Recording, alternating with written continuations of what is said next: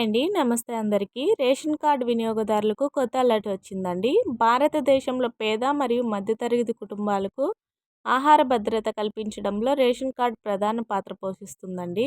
అర్హత ఉండే ప్రజలకు మాత్రమే అందేలా చూసేందుకు కేంద్ర ప్రభుత్వం ఏప్రిల్ 1 నుంచి కొత్త నిబంధనలు అమలు చేయబోతుంది.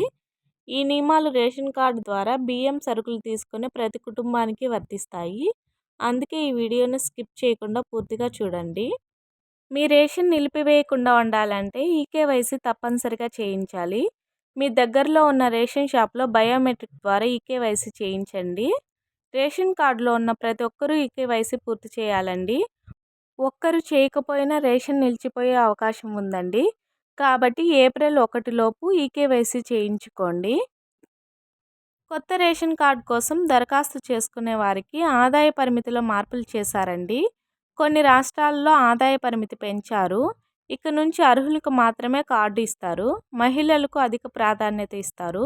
ఇప్పుడు కొత్త రేషన్ కార్డు కోసం ఎలా అప్లై చేయాలి, అవసరమైన డాక్యుమెంట్స్ అంటే అన్నీ చూద్దాం. రాష్ట్ర ఫుడ్ సప్లై వెబ్సైట్లో ఆన్లైన్ అప్లికేషన్లో అవసరమైన పత్రాలను అప్లోడ్ చేయండి. ఆధార్ కార్డ్, ఆదాయ ధృవీకరణ పత్రం, నివాస ధృవీకరణ మరియు electricity bill. Food supply officer ఇంటికి వచ్చి వెరిఫికేషన్ పూర్తి చేసి కార్డు జారీ చేస్తారు.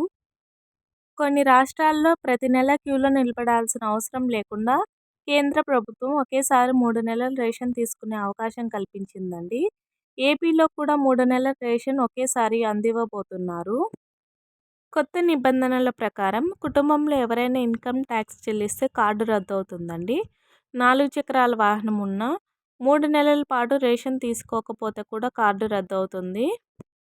కుటుంబ సభ్యుల వివరాలు అప్డేట్ చేయించండి.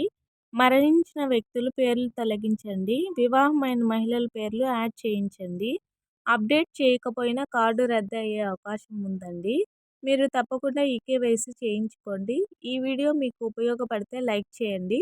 ఇలాంటి మరిన్ని తాజా అప్డేట్స్ కోసం మా ఛానల్ని ఫాలో అవ్వండి. Thank you for watching.